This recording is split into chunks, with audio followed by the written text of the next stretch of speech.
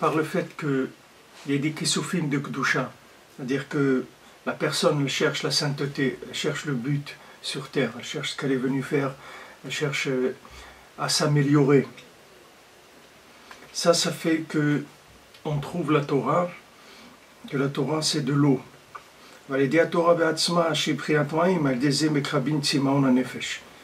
Que grâce à la Torah qui représente l'eau, qui est assimilée à l'eau, par ça on va assouvir la soif de l'âme chez des Prinat Brit Melach, qui vient de l'alliance, que l'alliance elle représente le sel.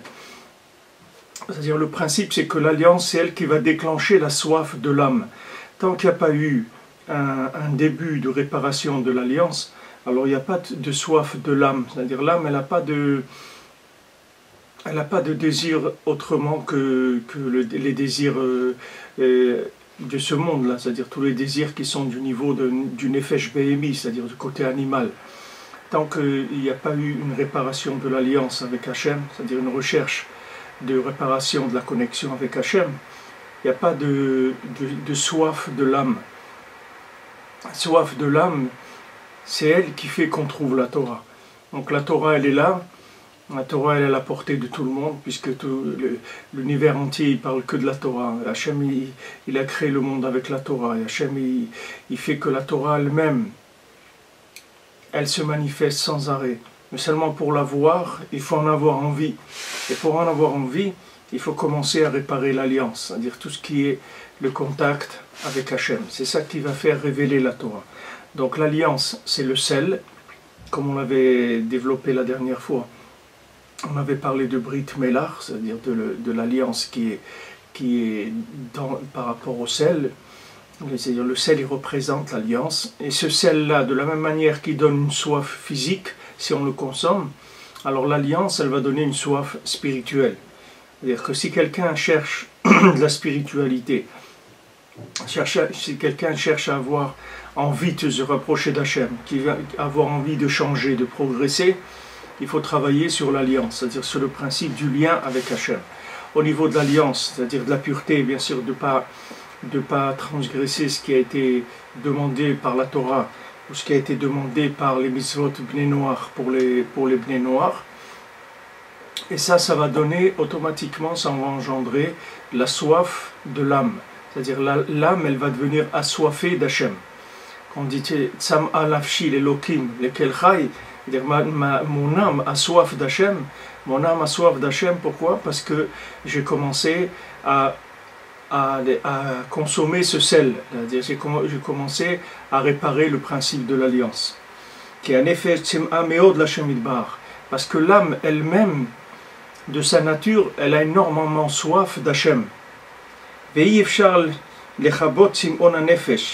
Maintenant, la soif de l'âme, c'est quelque chose qui n'est possible d'éteindre, c'est-à-dire on ne peut assouvir la soif de l'âme que grâce à l'eau.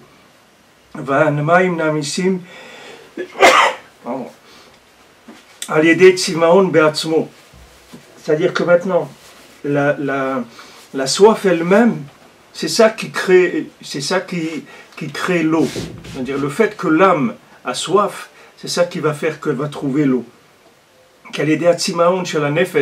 Par la soif de l'âme, c'est ça qui va créer les âmes. C'est-à-dire que maintenant, grâce à cette soif-là de vérité, cette soif d'infini, cette soif de progrès, d'amélioration de l'individu, c'est ça même qui fait la Torah. La Torah, elle se crée à partir de ça, puisque maintenant, comme on avait expliqué, que maintenant, cette soif-là, ce désir de progrès, ce désir de se rapprocher d'Hachem, c'est ça qui va créer des voyelles dans les lettres de la création. Et c'est ça qui va faire que les lettres vont s'assembler positivement, et c'est ça qui va écrire la Torah Mamash. La Torah elle-même, ça n'est que le fruit de l'écriture de chacun. C'est-à-dire chacun, il a écrit sa Torah. Chacun, il doit trouver sa Torah. Sa Torah à lui, il l'écrit comment? Par le fait qu'il désire se rapprocher d'Hachem. comme David Amelech, il a écrit dans Tehilim, Raïti Megillat Sefer Katuv Alay.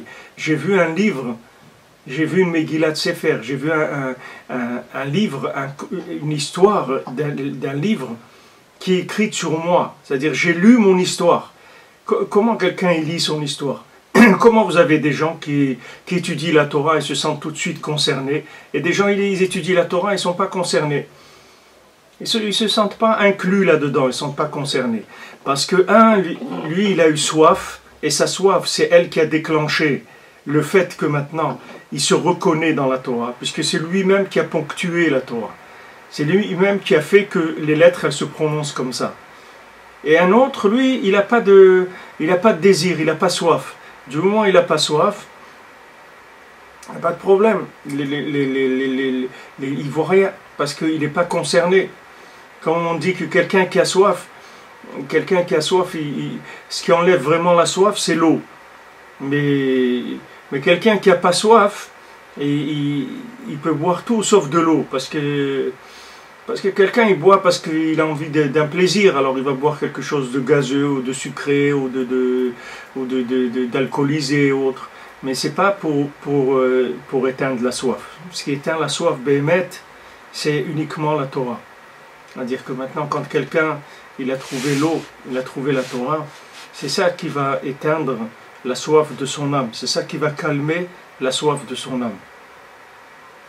À ce moment-là, il va avoir le mérite d'avoir la révélation de la Torah, qui est le principe de l'eau. Donc, comme on avait vu, il y a le principe de la Torah du soir de Pessah, du soir de la sortie d'Égypte, et il y a le principe de la Torah de Shavuot, du don de la Torah. C'est-à-dire le premier soir de Pessah, on nous montre qu'est-ce que ça peut être si on désire se rapprocher d'Hachem. Voilà à quoi on peut arriver. Alors on voit cette lumière extraordinaire du soir du Seder de Pessah. Et après, qu'est-ce qui va se passer? Pendant 49 jours, on va avoir cette soif-là de se rapprocher d'Hachem. D'ailleurs, je me souviens quand j'étais enfant au Maroc, à la synagogue, pendant le Homer, ils donnaient des petits sacs de sel. Ils donnaient des petits sacs comme ça à tout le monde, à tous les des gens qui venaient prier, tous les fidèles de la synagogue. Ils donnaient un petit sac avec du sel. Et bon, j'ai jamais compris trop ce minag là. Mais maintenant je comprends pourquoi. Parce que maintenant, pendant la Sfirat HaOmer, les Maaseh sont en train de développer la soif. C'est-à-dire, on nous a montré la lumière le soir du Pessah, comme quelqu'un qui a vu la lumière une fois dans sa vie. Il a vu de la lumière. Maintenant, peut-être son voisin, il n'a pas vu, son copain, il n'a pas vu, son conjoint, des fois, il n'a pas vu. Mais lui, il a vu quelque chose. Alors, cette chose-là, maintenant, il va se mettre à la chercher, parce qu'il a soif. Cette soif, c'est elle-même qui écrit la Torah. Donc maintenant, quand il va arriver le jour du don de la Torah, il va recevoir la Torah mamash. Pourquoi? Parce qu'il a écrite la Torah. Comment il l'a écrite? Il l'a écrite par la soif de son âme. C'est ça qui a écrit la Torah. À ce moment-là, il mérite la révélation de la Torah qui est le principe de l'eau.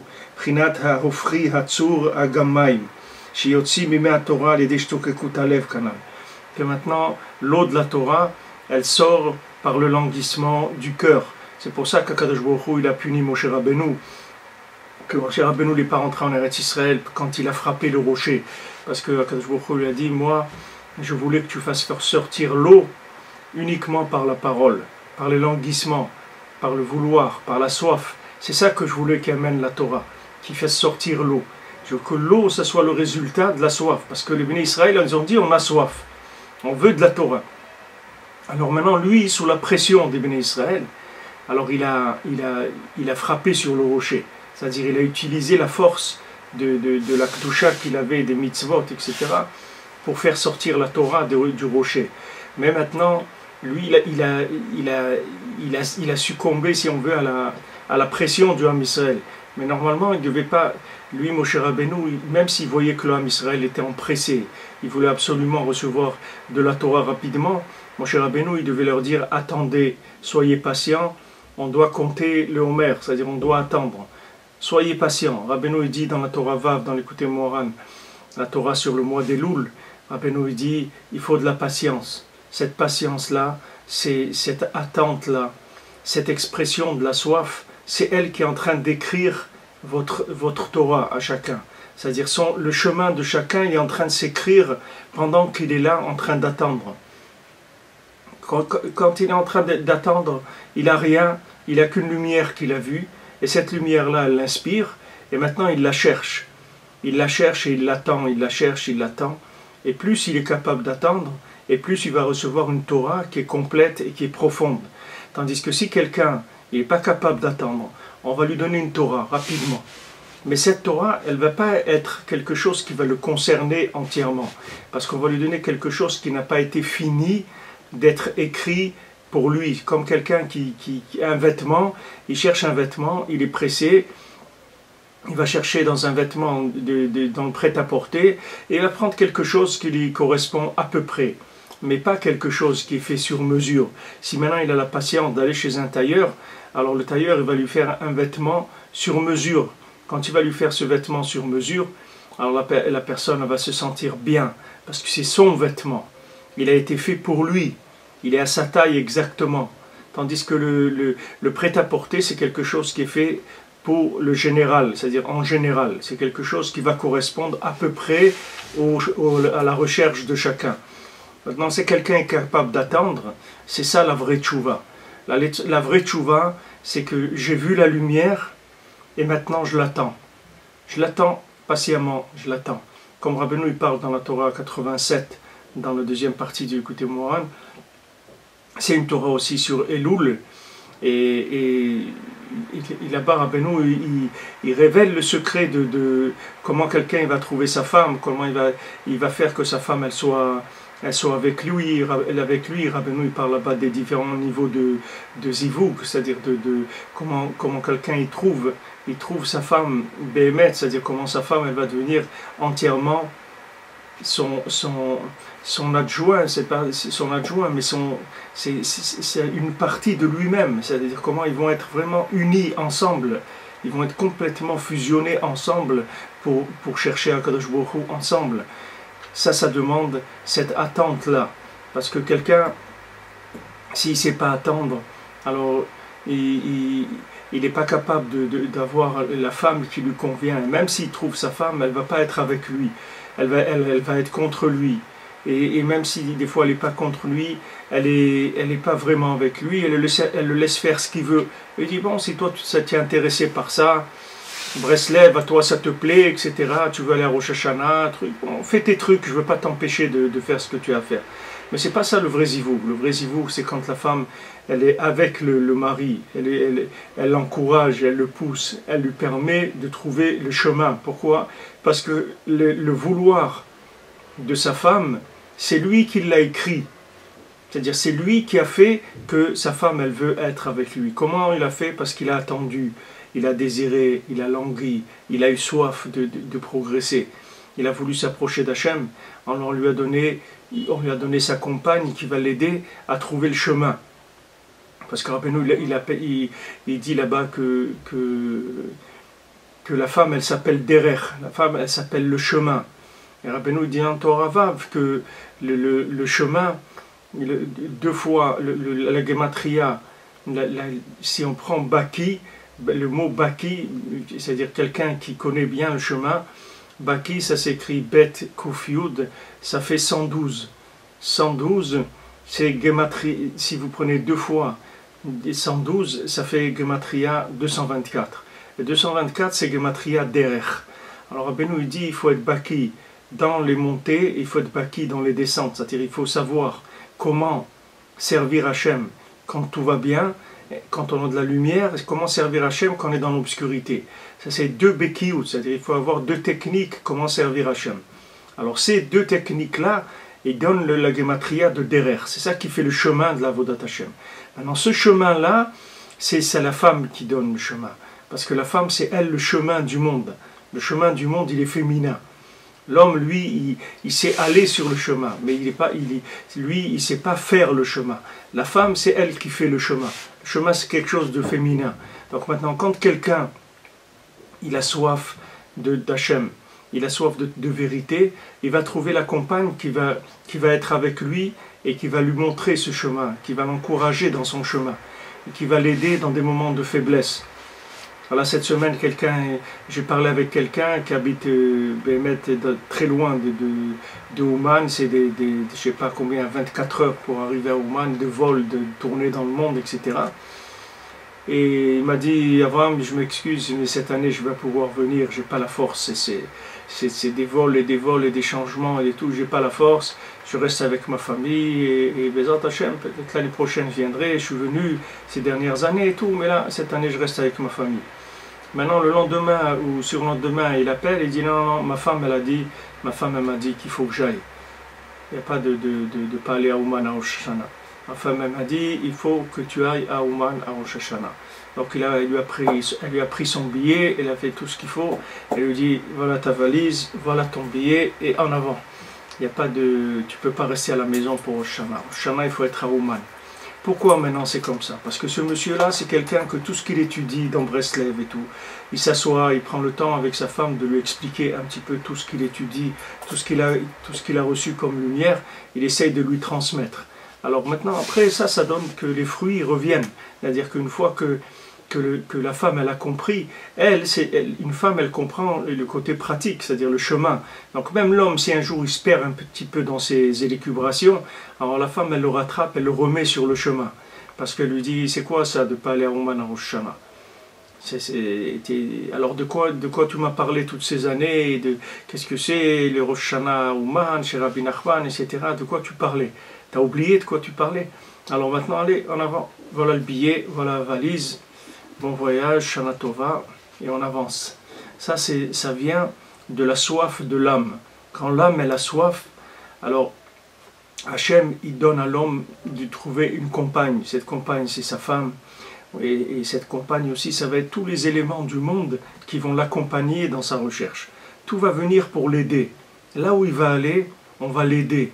Il va entendre des paroles qui vont l'aider. Il va manger des choses qui vont l'aider. Il va voir des choses qui vont l'aider.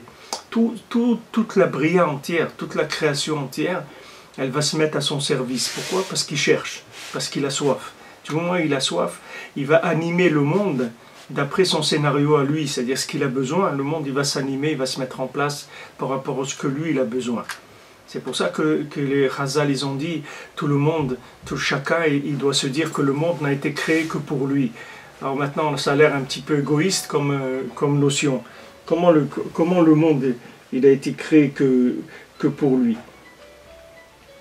Si quelqu'un, on devrait dire, non, le monde était créé pour tout le monde, etc. Pourquoi ça veut dire l'onivra olam el bishvili? Pourquoi la personne elle doit se dire que le monde il a été créé pour elle? Parce que si quelqu'un be'emet, il a soif d'Hachem, il cherche Hachem, il va voir maintenant que le monde il a été écrit pour lui. C'est-à-dire que tout le monde entier, il va lui parler de ce que lui, il est en train de chercher, de celui dont il a besoin. Maintenant, Hachem, il n'a pas un problème. Hachem, il fait parler le monde entier avec le discours de chacun. C'est-à-dire, la même situation, elle peut parler à quelqu'un, à un autre, à celui-là, à toute l'humanité en même temps. Chacun, il va l'interpréter de la façon dont il a besoin pour se rapprocher grâce à ça d'Akadosh Baruch Hu. Ben, ça va être son langage à lui, son interprétation à lui. Pourquoi? Parce qu'il a eu soif, parce qu'il a voulu. Tout ça, ça dépend du début, c'est-à-dire de l'alliance. Comment il s'est lié à Hachem. Comment il a créé un lien avec Hachem. Comment il a commencé à dépendre d'Hachem et à prendre conscience que voilà, Hachem il est à mes côtés, Hachem c'est lui qui m'a créé, Hachem c'est lui qui me donne tout ce que j'ai, c'est lui qui me donne ma parnassa, c'est lui qui me donne ma famille, c'est lui qui me donne une maison habitée, c'est lui qui me donne tout ça.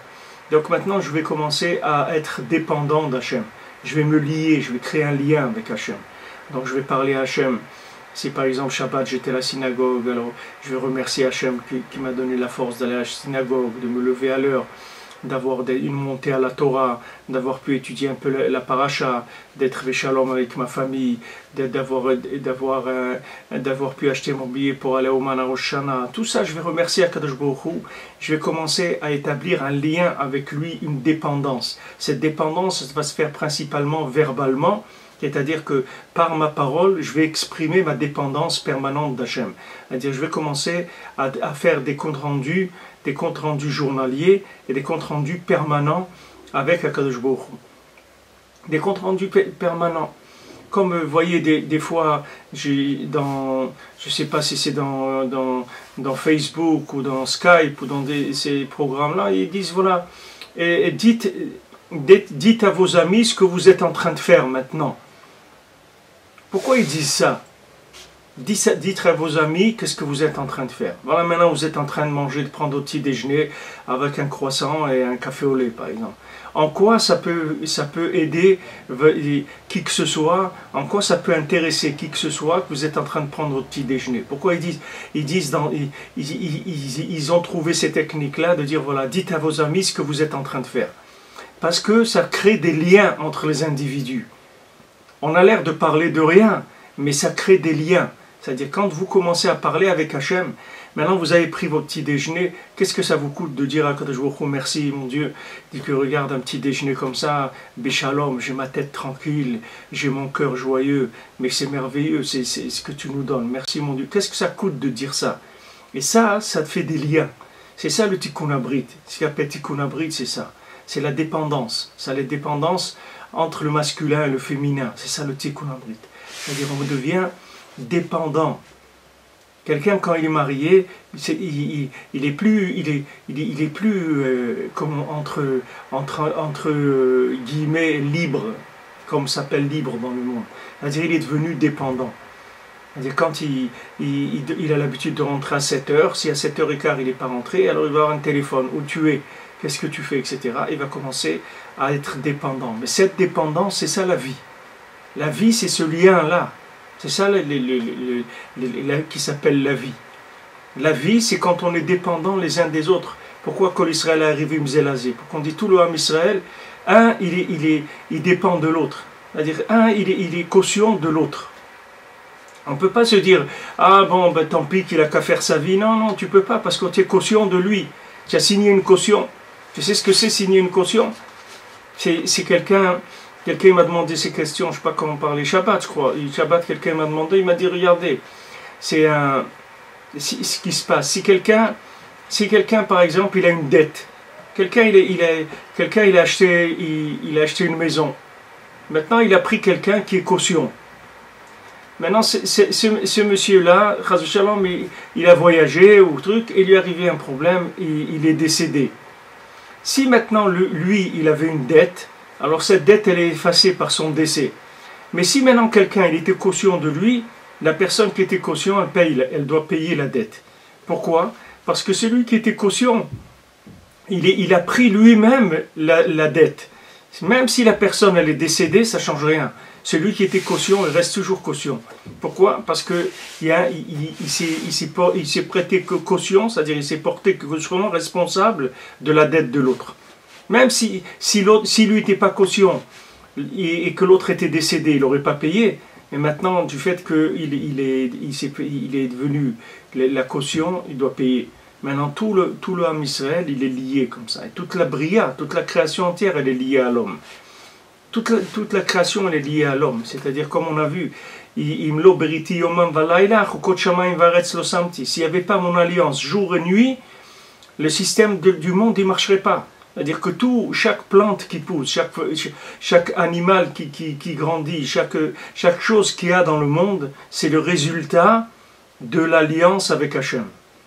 Plus il y a de réparation de l'alliance, et plus il y a de la vie dans le monde. Cette vie, c'est l'interdépendance de tout, c'est l'harmonie de tout. Tous les éléments sont en harmonie. Regardez quand le climat, comment il fait que tout ce qu'il y a, c'est en harmonie. Voilà, il vient le printemps, maintenant il vient l'automne. Ce qui vient, vous voyez, tout se met en place. Toutes les choses sont liées. Le climat il va influencer sur ce qui va pousser dans cet endroit, alors que ça ne va pas pousser dans un autre endroit. Il va y avoir telle chose qui va se passer là. La santé des gens aussi, elle va être différente. Vous voyez, des gens qui vivent dans des pays froids, dans des pays chauds, ils ont des réactions du corps qui sont différentes, parce qu'il y a une harmonie dans l'endroit où la personne elle se trouve. Elle fait partie du cadre dans lequel elle vit, parce que c'est elle qui fait le cadre dans lequel elle vit. C'est elle qui influence le cadre. Le cadre est les résultats du comportement et du vouloir des gens qui vivent là.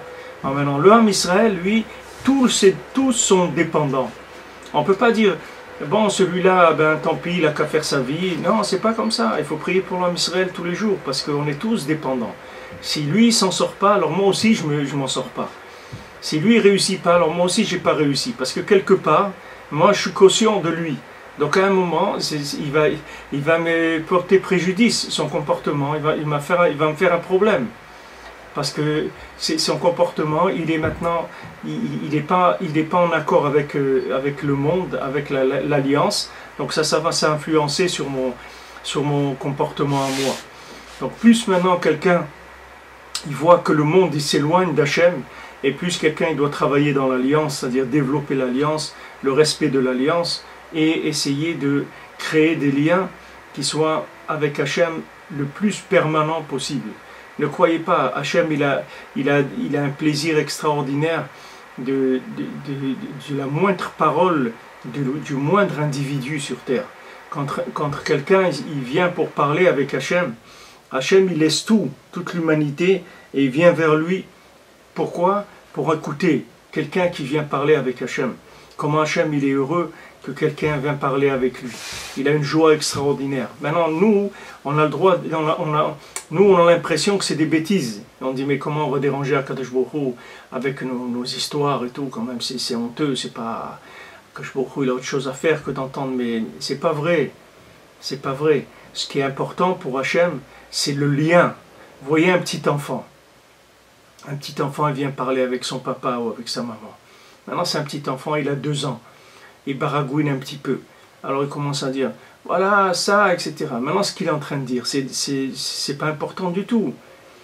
C'est pas important du tout. Il vient vous dire, voilà, le truc, il est tombé, l'assiette, elle est tombée.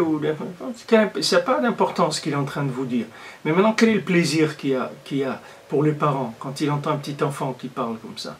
C'est le lien que l'enfant il a avec ses parents. C'est ça qui donne un plaisir aux parents. C'est ça qui donne une joie aux parents. Akadosh Baruch Hu, c'est la même chose. Même si tout ce que vous lui racontez, c'est des bêtises, pour lui, c'est des bêtises. C'est-à-dire, si vous le prenez devant une vérité absolue, ça peut être de la bêtise. Mais Hachem, c'est pas l'absolu qui l'intéresse. C'est le relatif. C'est l'affectif dans le relatif. C'est ça qui intéresse Akadosh Baruch Hu. Akadosh Baruch Hu, ce qui l'intéresse, c'est le lien. C'est que maintenant, vous êtes venu lui parler et vous êtes venu lui raconter votre vie.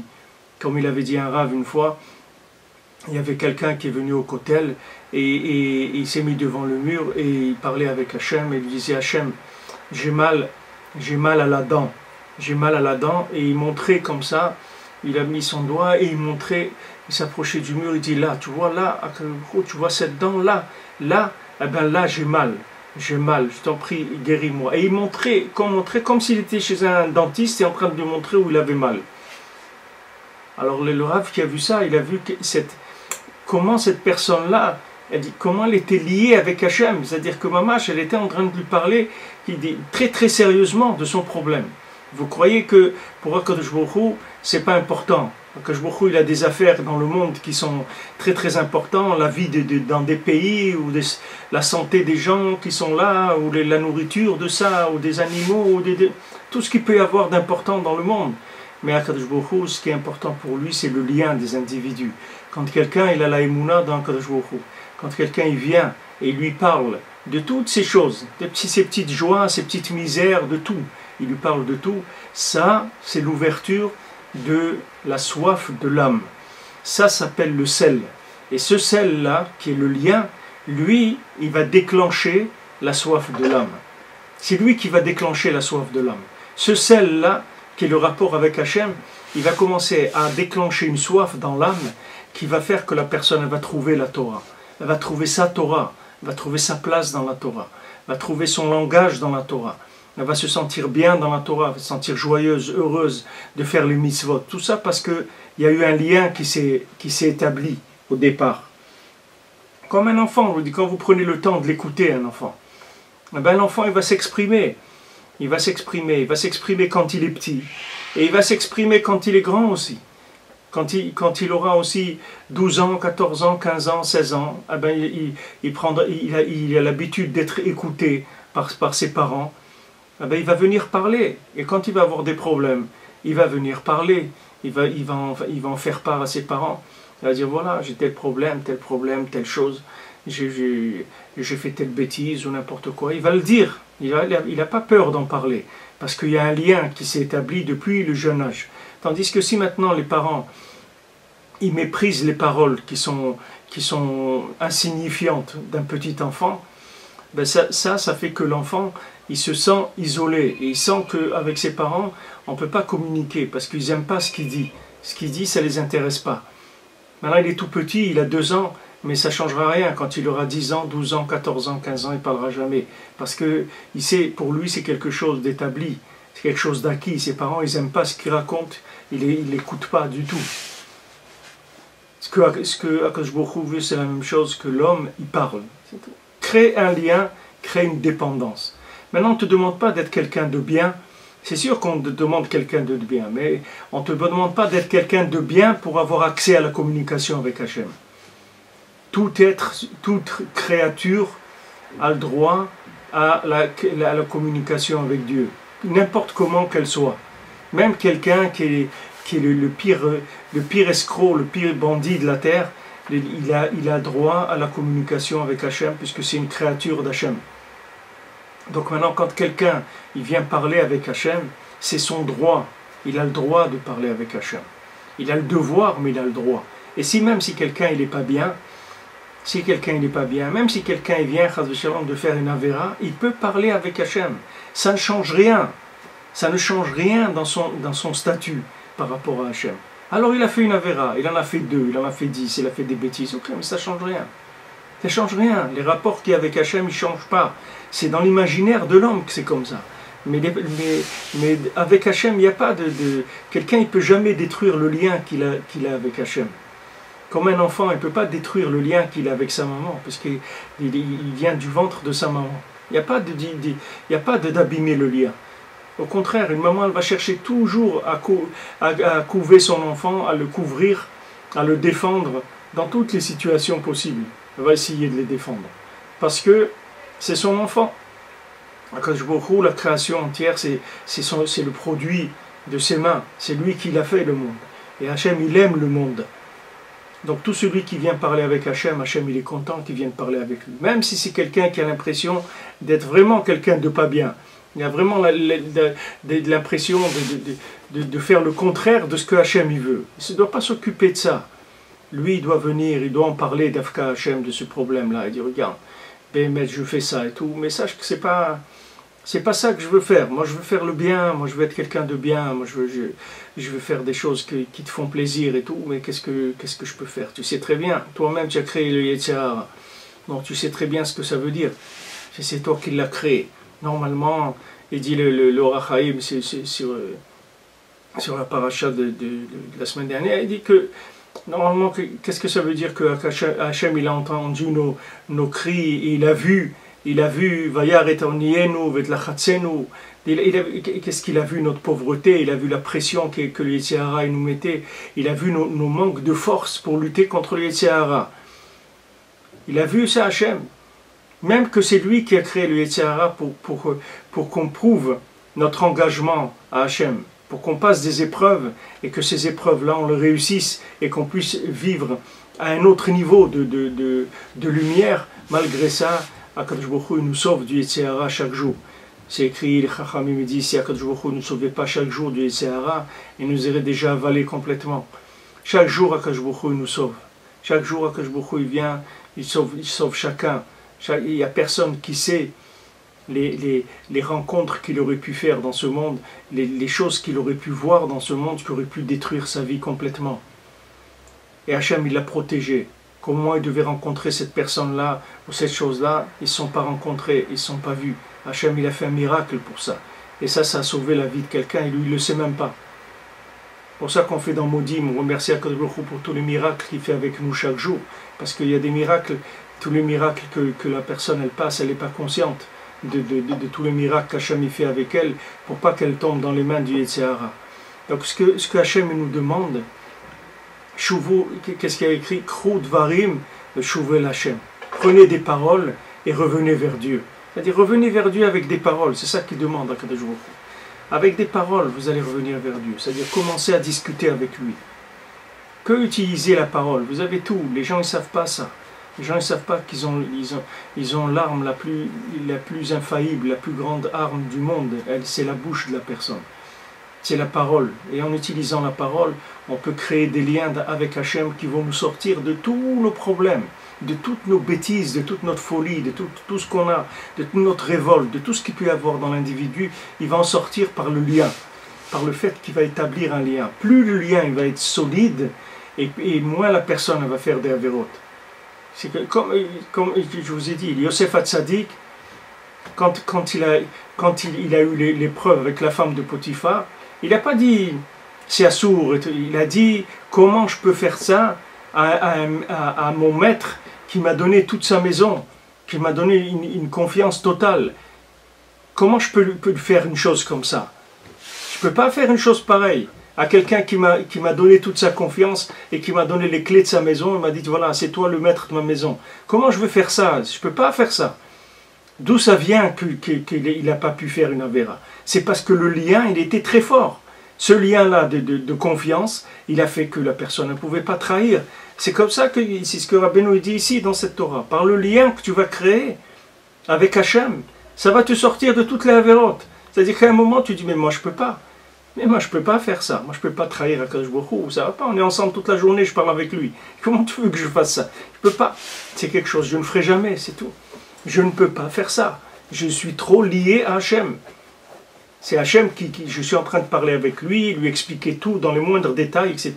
Tu veux maintenant que je fasse quelque chose qui est une trahison pour Hachem? Je ne le ferai jamais.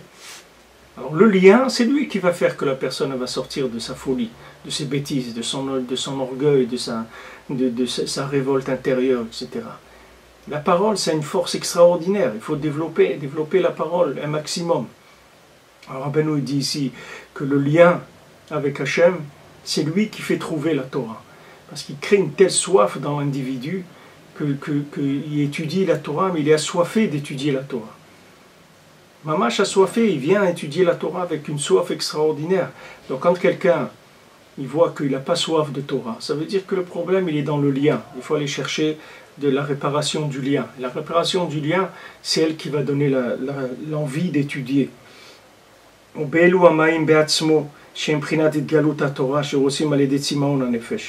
Maintenant, dans cette eau-là elle-même, qui est la révélation de la Torah, de laquelle on mérite par la soif de l'âme, à l'aider qui soufim d'Ikdusha, par le fait que la personne elle ait voulu le bien, elle ait voulu la sainteté. Avec cette eau-là, on va éteindre la soif de l'âme. Si maintenant, tant qu'on n'a pas trouvé cette eau-là, qui est l'eau du résultat de notre languissement d'Hachem, on ne pourra pas éteindre la soif. Il y a une soif dans l'individu qui ne va pas s'éteindre. C'est écrit dans Yeshaïa que tout celui qui est assoiffé, il a qu'à aller vers l'eau.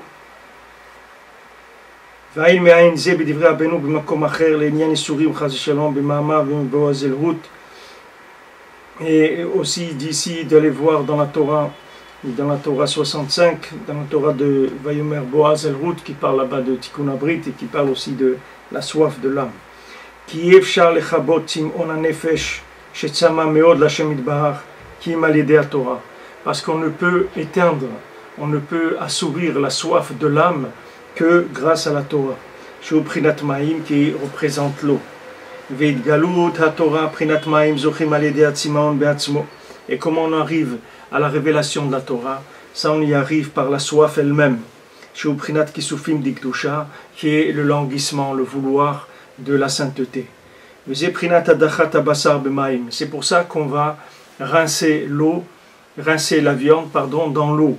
C'est-à-dire une fois qu'on a salé la viande, après on va la rincer dans l'eau. Qui a melach, zeprinat brit melach. Parce que maintenant, le sel dans lequel on a trempé au début la viande, c'était pour que le sel enlève tout le côté animal qu'il y avait dans le sang, c'est-à-dire tout le côté émotionnel, tout le côté impulsif animal qu'il y avait dans le sang de la viande qu'on va consommer, sans l'enlever avec le sel. Prinat kisufim dikdusha seze maflit adamim raim. Alors maintenant, qu'est-ce qu'on a fait? On a enlevé, on a mis du sel. Ce sel-là, il a fait rentrer dans le sang du vouloir de la sainteté. C'est-à-dire, on a nettoyé le sang de tout l'émotionnel qui n'était pas valable, de toutes les impulsions qui n'étaient pas valables. Donc, il a une obligation de saler la viande d'abord pour enlever du sang le côté émotionnel animal, le côté impulsif animal, dam habemiyut, c'est-à-dire le sang animal, nefesh habemiyut, l'âme animale, dainu kisufim vetavot habemiyut, c'est-à-dire quelqu'un qui a des kisufim, des vouloirs et des désirs animaux. Comment vous voulez quelqu'un il enlève? Vous pouvez lui dire c'est pas bien, c'est pas bien. Vous prenez un chat, vous lui dites de tuer les souris, c'est pas bien. Qu'est-ce que vous voulez qu'il fasse? Quand il voit une souris, vous pouvez lui expliquer pendant 10 heures que de tuer les souris, c'est pas bien. Et il va aller, dès qu'il y a une souris qui sort, il va se jeter sur la souris. Pourtant, on dit, mais je te l'ai dit, je t'ai répété plusieurs fois qu'il ne faut pas faire ça. À quoi vous parlez? Vous parlez à qui? Il est complètement possédé par son sang, par les impulsions qu'il a dans le sang. Donc maintenant, ce qu'il faut trouver, c'est une réparation du sang. Comment on répare le sang? On rentre du sel. On met du sel sur la viande. Quand on met du sel sur la viande, elle va enlever du sang le côté négatif, c'est-à-dire les impulsions pour les ta'avot de ce monde, pour les plaisirs et les désirs de ce monde. Et elle va laisser dans le sang l'émotionnel vers Hachem. Elle va laisser dans le sang ce qui a envie de se rapprocher d'Hachem. C'est ça l'effet de la salaison. Qui a l'idée prinat brit melar zochim le kisufim diktusha. Parce que maintenant le sel, qui est l'alliance, elle va donner des vouloirs de sainteté. Et après, on rince la viande dans l'eau, qui sont les eaux de la miséricorde, de la bonté. C'est-à-dire les eaux qui se révèlent par la soif de l'âme. Grâce au vouloir de la sainteté.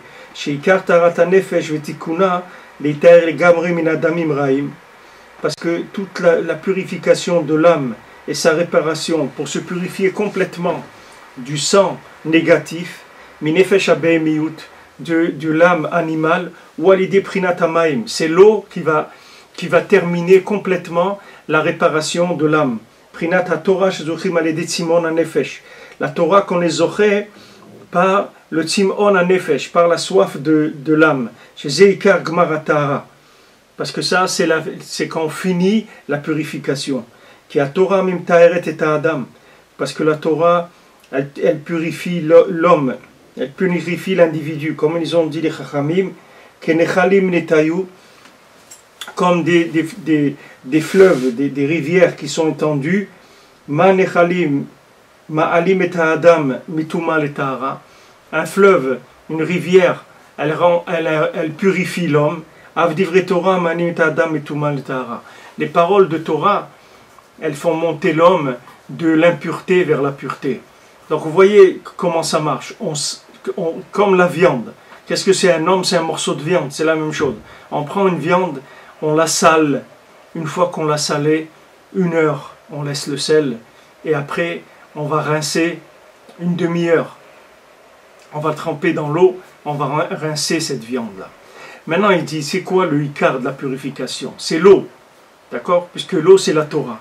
Mais pour entrer dans la Torah, il faut avoir passé 1 heure de salaison avant. C'est sur ça que les gens ils font l'impasse. Les gens ils veulent rentrer dans la Torah et ils n'ont pas mis le sel. Ils ont rincé la viande. Alors maintenant, la viande, elle est propre comme ça, elle a l'air propre. Elle est brillante comme ça parce qu'on l'a mise dans l'eau. Et il pense que maintenant on peut consommer cette viande. Mais tu ne peux pas consommer cette viande. Cette viande, elle est interdite.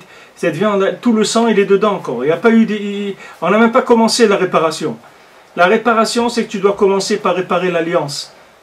Tu dois mettre le sel. Une fois que tu as mis le sel, à ce moment-là, tu peux avoir accès à l'eau, à la Torah. Mais si tu n'as pas mis le sel, l'eau, elle ne va rien faire du tout. Tu peux laisser la viande trempée dans l'autre 30 jours, cette viande ne restera toujours pas cachère. Tu n'as rien fait du tout. Puisque tu n'as pas enlevé dans le sang les impulsions, les désirs animaux. Donc qu'est-ce que tu as fait de mettre? Tu as mis de la Torah sur un animal, mais tu vas le rendre un danger public. Il vaut mieux que tu le laisses animal sans Torah. Parce que quand il a de la Torah et que c'est un animal, mais il va devenir un bandit professionnel. Avant c'était un amateur, maintenant tu vas en faire un professionnel du banditisme. Parce que tu vas lui donner des armes raffinées pour exprimer sa bêtise. Alors les gens disent non, mais étudie la Torah, tu vas voir, après ça va aller mieux. Alors maintenant vous venez voir le Rav, vous lui dites Rav, ça fait 10 ans que j'étudie la Torah, mais je suis resté pareil, j'ai toujours j'ai des comportements et des désirs et tout qui sont pas bien, j'ai des problèmes. Alors Rav lui dit non, continue à étudier, ça va passer. Ça va pas passer. Parce que de tremper dans l'eau, ça ne sert à rien s'il n'y a pas eu le sel. Ça ne sert à rien du tout. D'abord, il faut mettre le sel.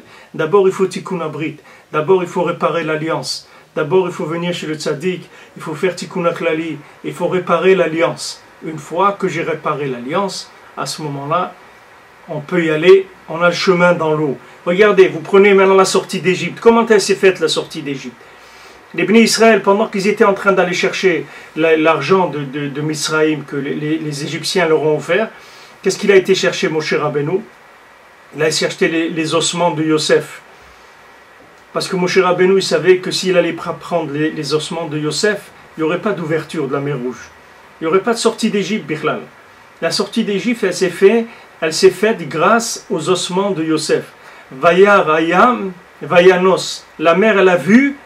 Qu'est-ce qu'elle a vu? Les ossements de Yosef. Yosef Hatzadik, qui avait Shmirat Abrit, elle a vu les ossements de Yosef, elle s'est ouverte. Et les gens, ils ont trouvé leur chemin, ils ont marché en terre ferme dans la mer. La mer, elle s'est ouverte.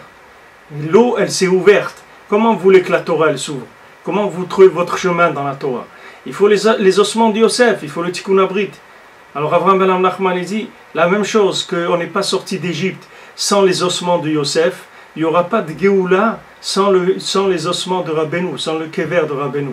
Il n'y aura pas de Géoula tant que les gens n'auront pas compris qu'il faut venir à Ouman faire un Tikkun Aklali. C'est pas difficile, c'est pas compliqué. Les gens ils font des choses beaucoup plus difficiles que ça dans leur vie.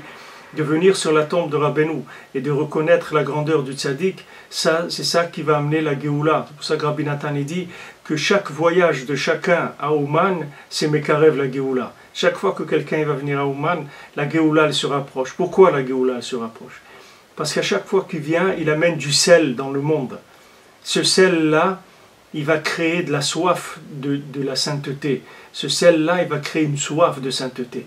Au lieu que les gens aient de la soif de boire de l'alcool ou de la drogue ou des plaisirs de ce monde ou de l'argent, de n'importe quoi, les gens ils vont avoir soif d'Hachem. Vous voyez une jeunesse extraordinaire qui a aujourd'hui des gens, ils ont soif d'Hachem. Ça y est, ils ne veulent plus la musique, ils ne veulent plus la drogue, ils ne veulent plus tout ça, ça ne les intéresse pas. Ils ont soif d'Hachem. D'où ça vient cette soif d'Hachem? Ça vient du fait qu'on a multiplié le sel dans le monde, c'est-à-dire on a multiplié la connexion avec Hachem dans le monde, la possibilité de connexion. Ça donnait de la soif aux gens. Cette soif-là, c'est elle qui fait descendre la Torah. C'est comme ça que la Torah elle va descendre dans le monde, c'est comme ça que la Torah va se révéler au monde. Alors il dit, voilà, qu'est-ce qui purifie? C'est l'eau. Mais comment l'eau, elle va purifier de la viande? L'eau, elle ne peut pas enlever le mauvais sang qu'il y a dans la viande. Elle ne peut pas nettoyer le sang de la viande. L'eau, elle va nettoyer une fois que le mauvais sang, il aura été enlevé de la viande grâce au sel. Le sel, c'est ce qui va changer complètement l'orientation de la vie. Parce qu'on ne peut pas avoir de la Torah avec des ta'avot. Ça ne vaut rien du tout de la Torah avec les ta'avot. C'est écrit dans le Rambam, quelqu'un qui a des ta'avot et tout, on n'a même pas le droit de lui enseigner la Torah. À qui vous avez enseigné la Torah? Quelqu'un, maintenant c'est quelqu'un qui est complètement possédé, pas par des fantasmes et des désirs et tout. Vous voulez aller prendre la Torah, qu'est-ce que vous allez en faire? Qu'est-ce que vous allez en faire? Un sorcier, un truc, qu'est-ce que vous allez en faire? Lui, il est complètement, son sang, il est complètement impur. À quoi ça sert? Vous avez quelqu'un, il a du sang qui est impur, il est malade. Alors vous lui donnez à manger des vitamines. À quoi ça sert de lui donner des vitamines? Il est malade. D'abord, il faut le soigner. Qu'est-ce que vous lui donnez des vitamines? Les vitamines, ça ne soigne pas. Les vitamines, ça donne des forces à quelqu'un qui est en bonne santé, mais ça ne soigne pas les vitamines. Donc d'abord, il faut commencer par nettoyer, par soigner. Ça, c'est le sel. Ça, c'est le principe de l'alliance. Une fois qu'on a réparé l'alliance, qu'on a mis, on a placé la direction de la vie, que la personne, elle veut le bien, elle veut se rapprocher d'Hachem, elle veut le bien de l'humanité, elle veut le bien d'elle-même, de son entourage, de tout, avec le monde, il soit bien. Une fois que la personne, elle veut le bien, à ce moment-là, on lui dit, voilà comment on fait le bien. On lui donne le moyen. Mais quelqu'un qui n'est pas intéressé par le bien, à quoi ça sert de lui tremper la tête dans la Torah? Ça ne sert à rien. Parce que la Torah, c'est l'eau. L'eau, elle vient après le sel. C'est pas avant. Alors des gens, ils veulent pas, ils disent, ouais, mais tout ça, c'est des notions de Kabbalah, le Tikkun Abri, tout ça. C'est pas vrai, c'est pas des notions de Kabbalah, c'est le Béaba de la vie. Toute la Torah, elle parle que de ça. Quand un petit bébé vient dans le monde, on ne commence pas à lui apprendre la Torah. D'abord, on lui fait la Brit Mila, c'est la première chose qu'on lui fait. On ne discute pas, on fait la Brit Mila d'abord. On n'explique rien, on ne parle pas, on ne fait rien. D'abord, la Brit Mila. Une fois qu'on a fait la Brit Mila, à ce moment-là, on y va. Il n'a même pas de nom. Quelqu'un qui est né, on lui laisse 8 jours comme ça, il n'a pas de nom. Comment il s'appelle? Il n'a pas de nom. Il n'a pas de nom. Pourquoi il n'a pas de nom? Quel nom vous voulez qu'on lui donne? Il n'a pas fait la Brit Mila, il n'a pas d'alliance. Quel nom on va lui donner? Attendez, on fait l'alliance. Une fois qu'on a mis dans la chair l'alliance, maintenant on lui donne le nom. Voilà, il s'appelle comme ça. On va vous dire comment il s'appelle. Mais avant, quoi ça nous sert de savoir comment il s'appelle? Il est complètement dans l'émotionnel négatif. À quoi ça sert? Vous allez lui donner un nom. Quelqu'un il donne un nom à une vache, il l'appelle Maryse. Alors, vous l'entendez, Maryse, allez, mais qu'est-ce qu'il est en train d'appeler? Mais c'est une vache qu'il est en train d'appeler. Qu'est-ce qu'il est en train d'appeler Maryse? C'est une vache, qu'est-ce que tu l'appelles Maryse? C'est rien du tout. C'est pas l'homme, il a besoin de bêtises. Mais la vache, c'est une vache, qu'est-ce que vous l'appelez comme ça? C'est une vache, c'est tout. Il y a pas un Ben Adam, s'il n'a pas la Brit Mila, c'est un animal, c'est tout. De quoi vous l'appelez?